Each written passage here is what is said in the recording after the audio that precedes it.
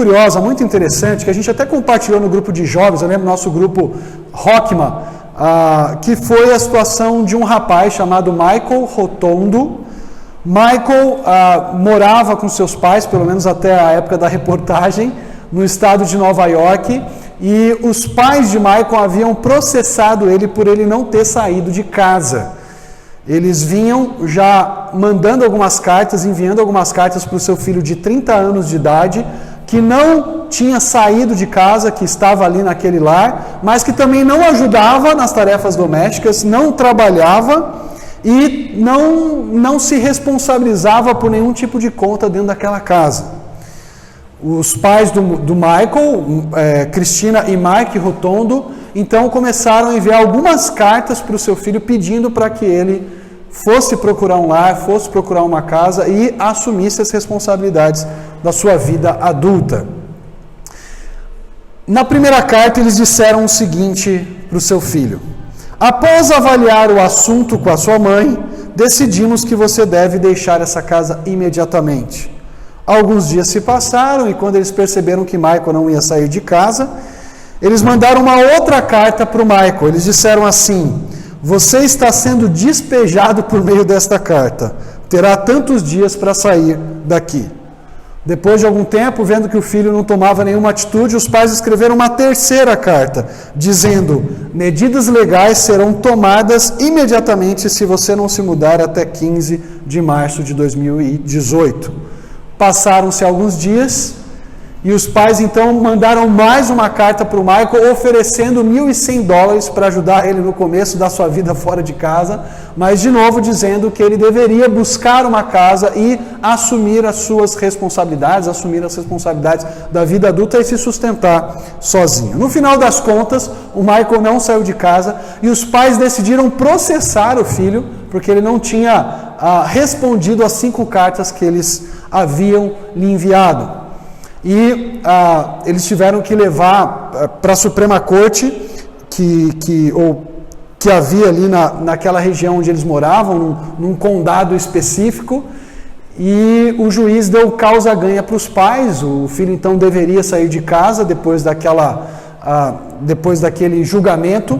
O filho então respondeu a uma reportagem quando perguntaram o que eles achavam, o que ele achava da decisão do juiz. O Michael Rotondo disse assim, que o filho tinha tomado uma decisão, que o juiz tinha tomado uma decisão revoltante e que ele entraria com recurso diante da decisão que o juiz havia tomado. Essa é uma história muito curiosa de relacionamento entre pais e filhos, que chamam a nossa atenção, que despertam a nossa curiosidade, mas que também ilustra que nem sempre o relacionamento entre pais e filhos é um mar de rosa. Muitas vezes nós falhamos como filhos, muitas vezes nós também falhamos como pais, e nós então precisamos olhar para a palavra de Deus e entender o que Deus espera de nós, seja como filhos já crescidos que estão na casa dos seus pais, seja como filhos que já não estão mais na casa dos seus pais, mas que ainda têm responsabilidade de honrar os seus genitores, de respeitar aqueles que nos criaram e, ao mesmo tempo, lembrar para os pais aqui presentes e para aqueles que vão apoiar futuros pais, como nós podemos pensar biblicamente a respeito do papel do pai e do papel dos filhos. Então, quero convidar vocês a abrirem suas Bíblias lá em Efésios, capítulo 6, vamos ler Efésios, capítulo 6, versículos de 1 a 4, um texto muito conhecido por nós, um texto que fala sobre o papel de pais e filhos, num contexto de várias orientações do relacionamento familiar.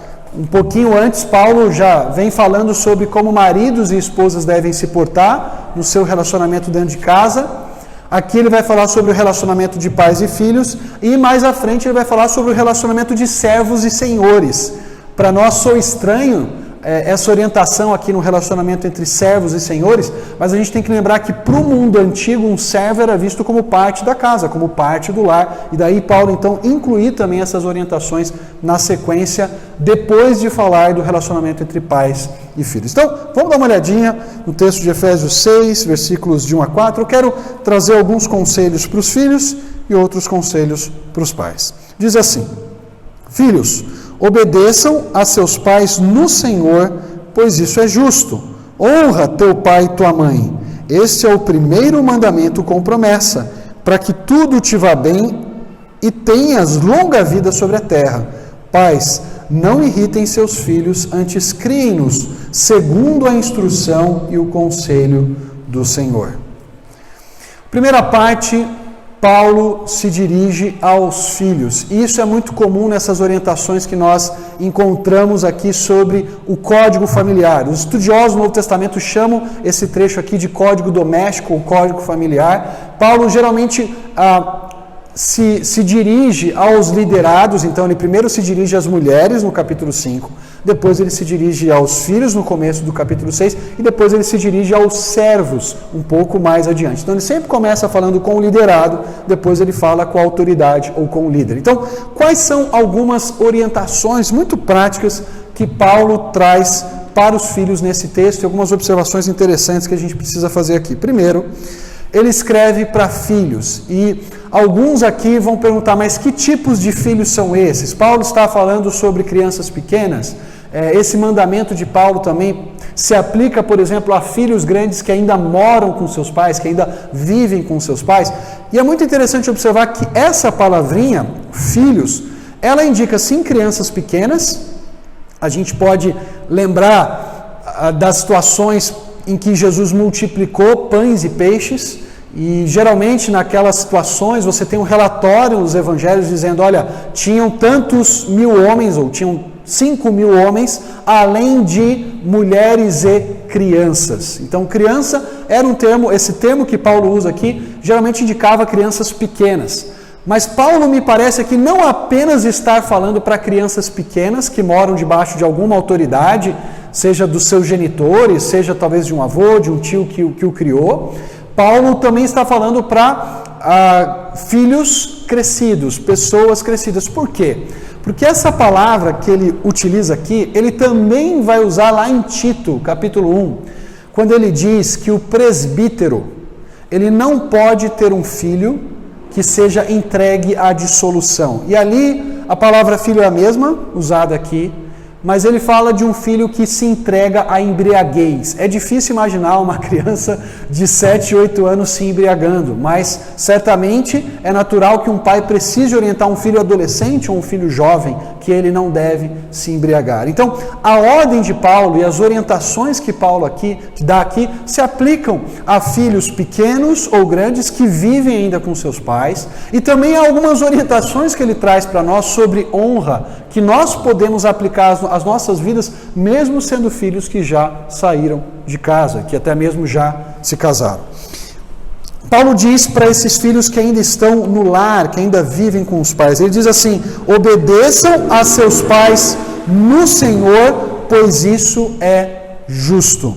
A palavra obediência aqui, ou submissão, submetam-se aos seus pais, é a mesma palavra usada um pouco mais para frente para os servos se submeterem aos seus senhores. Isso indica para nós que Paulo espera aqui dos filhos uma submissão e um reconhecimento da autoridade dos pais. Assim como no mundo antigo, claramente o Senhor tinha autoridade sobre o servo, Paulo está dizendo, pais têm autoridade sobre os seus filhos. E filhos devem reconhecer essa autoridade obedecendo esses pais, levando a sério o papel de liderança que eles têm no lar e seguindo as suas orientações, seguindo as suas ordens. O que esse texto também nos lembra é que filhos fazem isso, obedecem os seus pais no Senhor. Ou seja, porque eles são discípulos de Jesus. Porque eles têm um Senhor que eles já consagraram no seu coração, que é Cristo Jesus, eles devem obedecer aos seus pais. Eles não fazem isso, eles não seguem as instruções dos seus pais meramente por uma convenção social, meramente porque a sociedade daquela época fazia isso, não. Filhos devem obedecer os seus pais, porque ao serem discípulos de Jesus, entendem que Deus criou uma estrutura na criação, em que pais orientam filhos, em que pais lideram o lar, e os filhos devem então se sujeitar a essa liderança como discípulos de Jesus. No texto paralelo, no texto de Colossenses 3:20, Paulo vai dizer assim, olha, filhos, obedeçam aos seus pais, porque isso é agradável ao Senhor. E é isso que Paulo quer dizer quando ele fala de obedecer os pais no Senhor. Eles obedecem os pais não apenas porque eles são discípulos de Jesus, mas Paulo também vai nos lembrar que eles obedecem os pais, e aqui a palavra é pais em geral, genitores em geral. Eles obedecem aos seus genitores porque isso é justo. É muito pertinente o fato de que Paulo traz a obediência para o campo da ética, para o campo da moral. Filhos devem fazer isso por uma questão de justiça, isso é o correto a se fazer. Nós vivenciamos, alguns anos atrás e até recentemente, muitos jovens indo na rua, muitas vezes protestar contra o governo, protestar contra a corrupção. E em grande parte, ou pelo menos algumas dessas causas, eram absolutamente legítimas. Protestar contra a corrupção, o mau uso do recurso público. Esses jovens estavam certos ao fazer isso. Mas nós precisamos orientar, não em quebrar coisas, mas certamente o protesto legítimo e pacífico. Mas nós precisamos também lembrar, jovens, adolescentes, crianças, que a justiça não começa fora de casa, mas dentro. Que a justiça começa quando filhos entendem que Deus espera deles a obediência aos seus pais. Não basta eu clamar por justiça fora na rua. É necessário que dentro de casa eu entenda e pratique essa justiça ao respeitar a estrutura hierárquica que Deus estabeleceu da liderança e da autoridade dos pais dentro do lar. Então, filhos fazem isso porque é justo, e filhos entendem então que se eles forem rebeldes agora contra a autoridade do pai, eles podem ser os tiranos de amanhã. Filhos rebeldes, filhos que não reconhecem a autoridade dos seus pais, são os tiranos de amanhã. Quem não sabe ser liderado, não sabe liderar. Quem não sabe reconhecer funções e papéis, tem muita dificuldade quando assume essas funções e esses papéis. E é por isso que Paulo está muito preocupado aqui com os filhos, dizendo, obedeçam. Mas ele não apenas diz que os filhos devem obedecer, ele fala no versículo 3, ou ele lembra no versículo 3, de um mandamento que está lá nos 10 mandamentos. Ele diz, honra teu pai e tua mãe, este é o primeiro mandamento com promessa. Paulo então cita um dos 10 mandamentos, esse é especificamente aqui o 5º mandamento, e ele cita esse mandamento que fala sobre honra, sobre respeito, reverência. Honrar pai e mãe internaliza aquilo que Paulo está falando. Quer dizer, Paulo está mostrando, gente, vocês não apenas devem cumprir ordens externas dos seus pais, vocês devem ter uma atitude que valoriza a autoridade dos seus pais, que dá importância para o papel que eles têm. Essa palavrinha honrar aqui, ela é usada, por exemplo, para os líderes de Israel, quando eles pagam um valor para Judas, e Judas devolve esse valor, e o texto diz para nós que aqueles líderes compraram um campo, né, no preço que eles haviam avaliado. A palavra usada ali para avaliar o valor do campo e dar esse valor correspondente é a mesma palavrinha que Paulo diz aqui para que os filhos honrem os pais ou respeitem os pais. Ou seja, honrar pai e mãe é dar o devido valor. Honrar pai e mãe é reconhecer a importância que eles têm e agir de acordo com essa importância. Jesus vai usar muitas vezes essa palavra para falar da honra que o pai dele merece, para falar da honra que ele, como filho de Deus, também merecia. Eu achei muito interessante o que dois comentaristas de Efésios disseram. Eles dizem que honrar pai e mãe é mais do que obedecer, é respeitar e estimar. Essa é a forma que o amor assume para honrar aqueles que são colocados por Deus acima de nós. É verdade que filhos não pediram para vir ao mundo, mas também é verdade que pais responsáveis cuidam dos seus filhos, amam os seus filhos, educam os seus filhos, fazem o melhor por eles. E nada mais natural do que esses filhos valorizarem o papel dos seus pais e honrá-los. Paulo vai lembrar aqui também que esse mandamento é um mandamento com promessa. E chama atenção esse destaque de Paulo. No versículo 3 ele cita qual é a promessa. Ele fala, para que tudo te corra bem e tenhas longa vida sobre a terra. Paulo, ele cita parte do mandamento, da promessa, ele não cita a promessa por completo. Quando nós vamos lá para Deuteronômio 5, ou vamos para Êxodo capítulo 20, O 5º mandamento diz assim: para que tudo te vá bem e tenhas longa vida sobre a terra que o Senhor teu Deus te dá. Ali especificamente Deus estava dando uma ordem aos israelitas que morariam numa terra específica. Paulo não cita essa parte final, né? A terra que o teu Deus te dá, ele vai até a palavra terra, para que tudo te vá bem e tenhas longa vida sobre a terra, lembrando os cristãos que mesmo que eles não tenham uma terra, mesmo que eles não sejam um povo caracteristicamente étnico, né? Mas sejam um povo que foi remido pelo sangue de Jesus, de pessoas de toda a raça, tribo, língua e nação, os cristãos são pessoas que vivem sobre a terra. E ao destacar o elemento da promessa e citá-la em parte, o que Paulo está dizendo para nós, irmãos? Essa promessa continua válida. Embora a gente não habite numa terra específica, embora a gente não tenha a terra de Canaã para reivindicar, nós vivemos sobre a terra. E filhos que obedecem e honram aos seus pais experimentam vida plena, experimentam vida mais longa do que filhos que desobedecem. Todos nós conhecemos, eu conheço de perto, casos de filhos que desonraram seus pais, de filhos que fizeram questão de viver de modo absolutamente contrário a tudo aquilo que aprenderam e que ouviram. E como é triste ver as consequências que isso traz. Talvez essas consequências vão demorar mais de um ano ou alguns anos, mas elas vêm.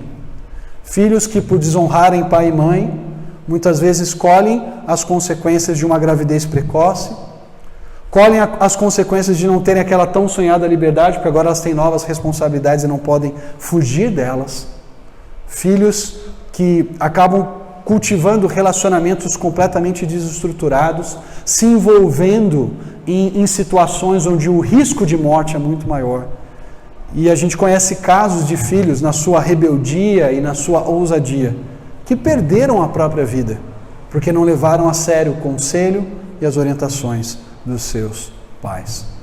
Filhos que honram e filhos que obedecem, Paulo está lembrando aqui, tendem a viver mais. Filhos que honram e filhos que obedecem experimentam de maneira plena o que Deus tem para eles. E, gente, a vida plena não é você, ter 5 casas próprias e o carro zero. Não é disso que Paulo está falando. Quando ele fala de vida plena, tudo te vai bem, é ter uma vida plena na presença de Deus, desfrutando de uma consciência tranquila, sendo trabalhadores diligentes no seu trabalho, honestos, tendo um bom relacionamento com seus vizinhos. É uma pessoa que aprende a viver a vida da maneira correta.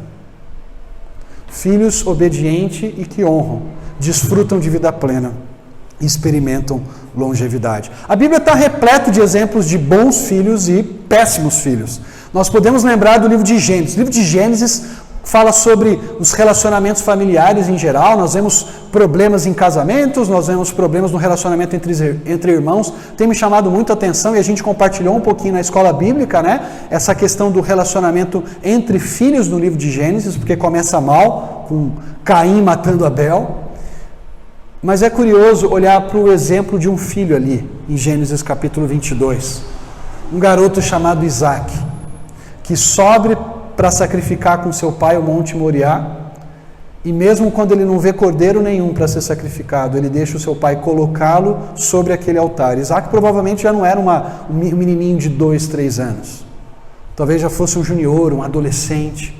E ele se submete ali para ser sacrificado, porque entende que aquela era a ordem de Deus, que havia sido dada para o seu pai. E Deus então provê o cordeiro e liberta aquele menino da morte. Mas nós temos exemplos no livro de Gênesis também de péssimos filhos. A gente pode lembrar de Rúben, que enquanto seu pai peregrinava por Canaã, se deitou com uma das esposas do pai.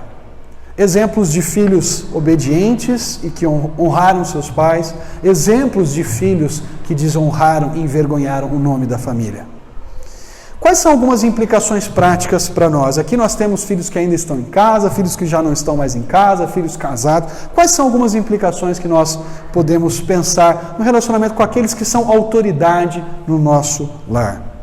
Primeiro, para aqueles que estão em casa, que estão debaixo de alguma autoridade, nunca fale com a autoridade da sua casa, levantando a voz, demonstrando indignação, ira.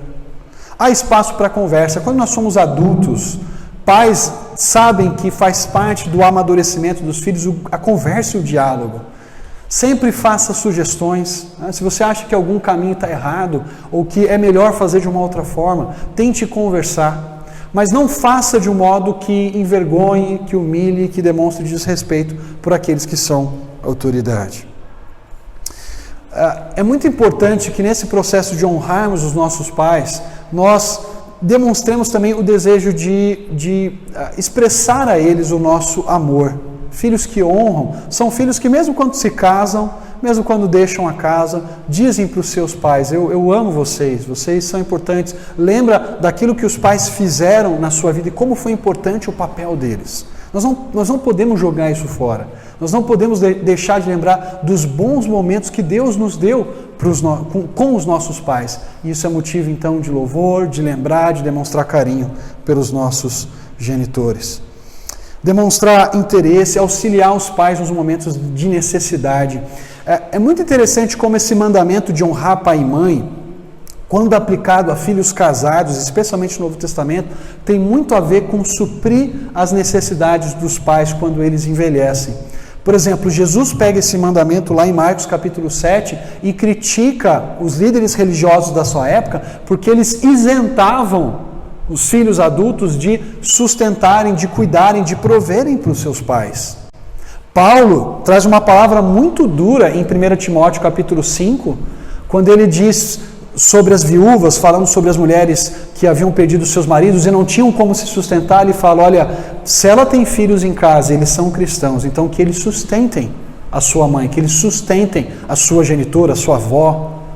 E ele diz assim, que quem não cuida daqueles que são da sua família é pior do que o incrédulo e negou a sua fé. Então todos nós precisamos, em alguma medida, estarmos cientes de que quando a situação demandar e os nossos pais precisarem de algum tipo de auxílio, de provisão, porque eles não têm o que comer e não têm o que vestir, essa responsabilidade é nossa. E nós devemos fazer isso como fruto do amor a Deus e da gratidão também pelo cuidado e o amor que eles tiveram por nós. Mas há algumas orientações importantes nesse texto aqui sobre o papel dos pais. O texto diz que pais não irritem seus filhos, antes criem-nos segundo a instrução e o conselho do Senhor. Essa palavra irritar, provocar, ela é usada várias vezes na versão grega do Antigo Testamento para falar de Israel provocando ou irritando Deus. Todos nós conhecemos várias dessas situações em que Israel provocou o Senhor por desobedecê-lo, por adorar outros deuses e deixou o Senhor irado por causa do pecado, por causa da rebeldia daquele povo. O texto está dizendo agora para os pais, pais, não provoquem a ira dos seus filhos. E pais podem provocar a ira dos filhos de diversas maneiras, seja no modo de tratar os filhos com favoritismo, preferindo um a outro, seja por meio de exigências desnecessárias. Há pais que criam regras exageradas, há pais que restringem os seus filhos de maneira exagerada. E Deus está dizendo, tenham sabedoria, tenham equilíbrio, saibam quais são os limites que a palavra de Deus coloca. Quando vocês criarem regras que não estão na palavra de Deus, mostrem para os seus filhos a razão dessas regras. Por que vocês estabelecem? Um pai, por exemplo, que diz para o seu filho para não tocar na tomada, ele não está criando uma regra que está na palavra de Deus, mas aquela regra é extremamente importante para preservar a vida do seu filho, para preservar a saúde do seu filho. E ele então, de maneira amorosa, vai dizer, você não vai colocar a mão na tomada porque papai quer o seu bem. Pais podem provocar os seus filhos, por exemplo, quando fazem promessas e não as cumprem. Estabelecem expectativa para esses filhos e, sem mais nem menos, deixam de cumpri-las. É claro que nem sempre nós vamos conseguir cumprir tudo, porque às vezes os eventos vão mudar, as circunstâncias vão ser alteradas.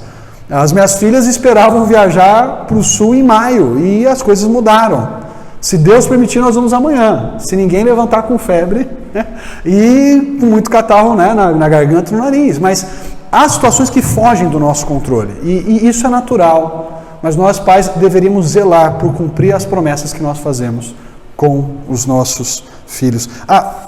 Paulo fala de não provocar a ponto de desanimar. No texto de Colossenses 3, 20 e 21, ele fala isso. Olha, pais, não provoqueis os vossos filhos para que eles se sintam desanimados. E aqui a ideia de um desânimo, por exemplo, de um rei que vai lutar contra o povo de Israel e sabe que o Deus de Israel é poderoso. E muito provavelmente ele vai perder a batalha. Na verdade, ele vai perder a batalha. E ele se desanima de ter que lutar contra aquele exército que tem um Deus tão poderoso.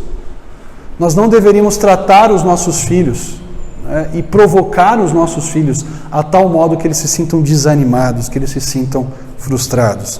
E aí então, de maneira positiva, o que Paulo orienta os pais a fazerem? Primeiro, eles devem criar os seus filhos.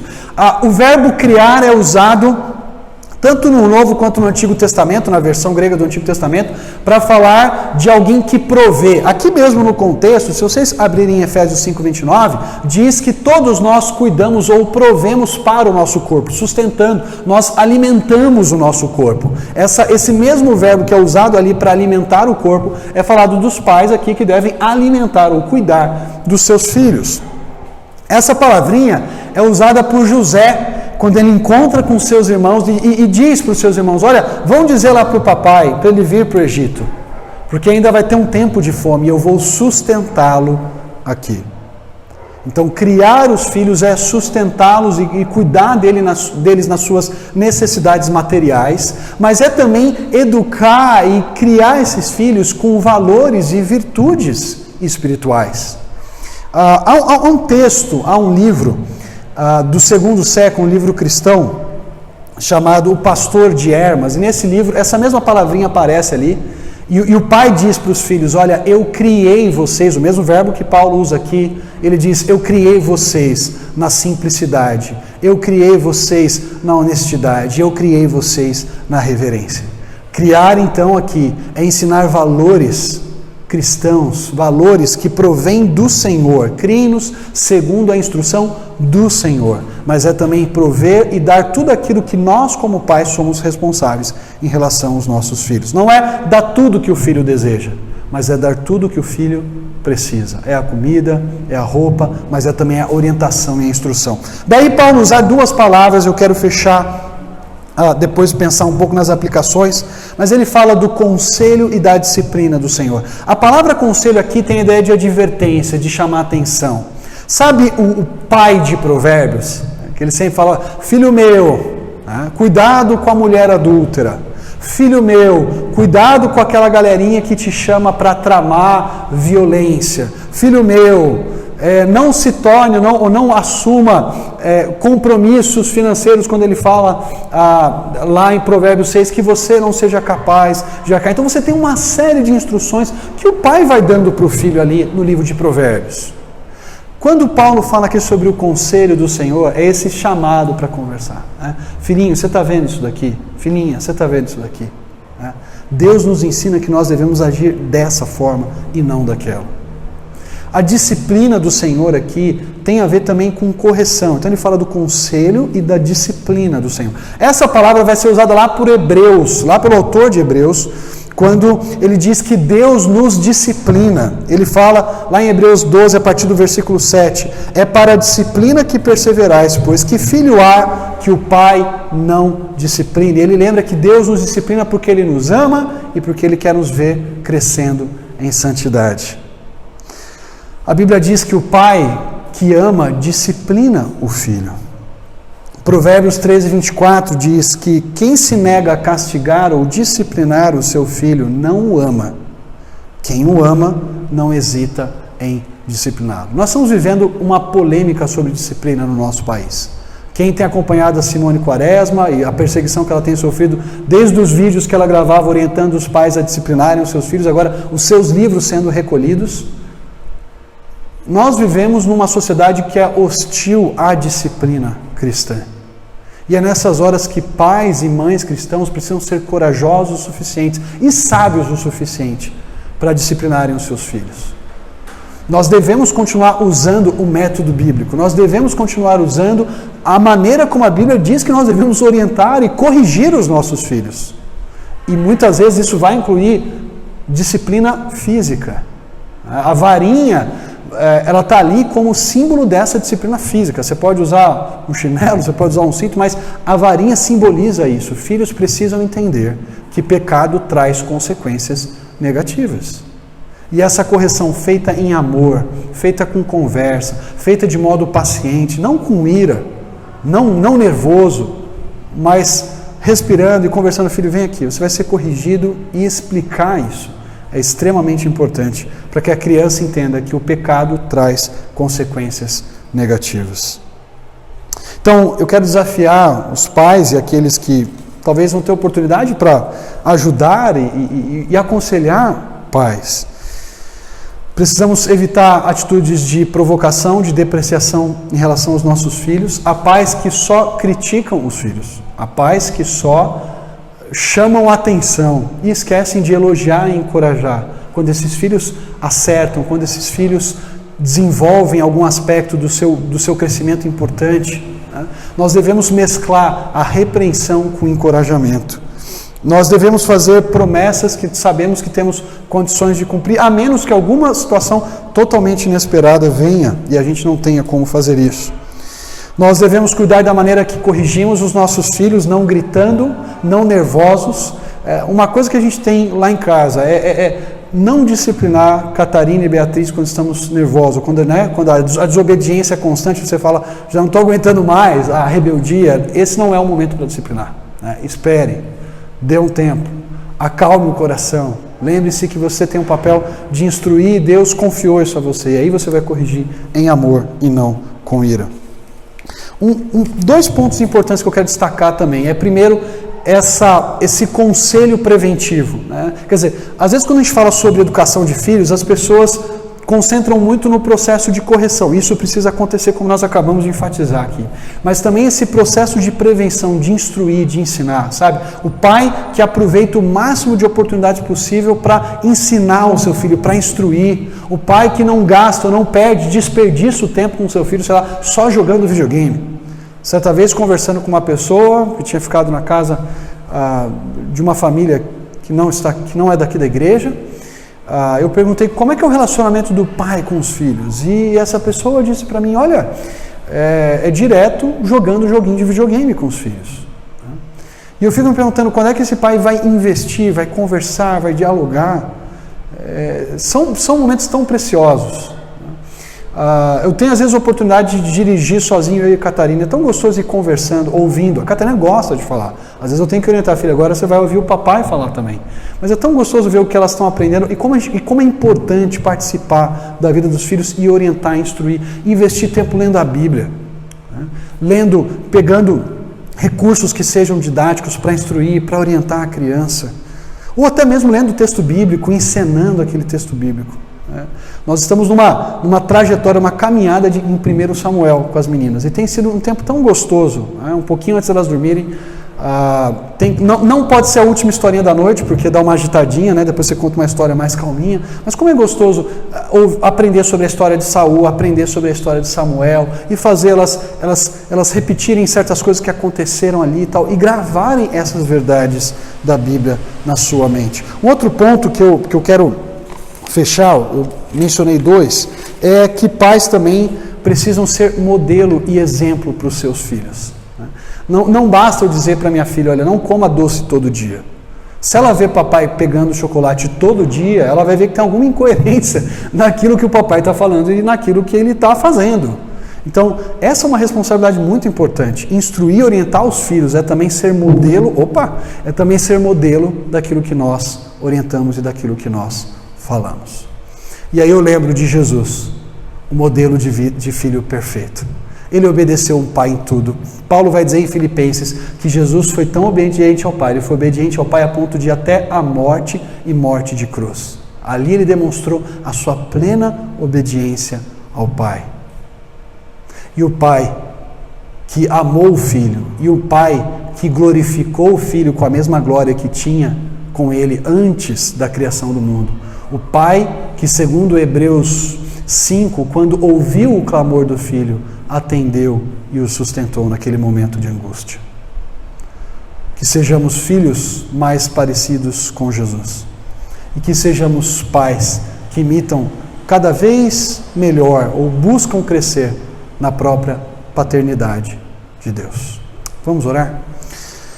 Pai querido, é um desafio, talvez para nós, filhos já casados ou que já não estão na casa dos seus genitores ou de alguma autoridade daquela casa, às vezes estarmos atentos para demonstrar essa honra, Pai, mas nos ajuda a demonstrarmos o carinho e a honra que é devida aos nossos pais. Ajuda os filhos que ainda estão nos seus lares a obedecerem, se submeterem, a, obviamente, negarem fazer aquilo que é contrário à tua vontade, e a gente sabe que mais importa obedecer a ti do que aos homens, mas sempre fazendo isso numa atitude de respeito e de honra aos pais, Pai. Ajuda os pais aqui presentes e aqueles que vão ter oportunidade para ajudarem, para investirem na vida de outros pais, a crescermos nesse processo de instrução, conselho e também de disciplina e correção do Senhor. Que sejamos modelos e exemplos para as crianças, que elas vejam em nós uma fé viva, que elas vejam em nós pais, mães que oram, que elas vejam em nós pessoas comprometidas, que elas encontrem aqui mesmo no ambiente da IBN, né? Não precisa ser necessariamente de pais, mas adultos que amam o Senhor Jesus e que buscam ser modelo daquilo que o Senhor nos ensinou. É o que nós oramos no nome de Cristo. Amém.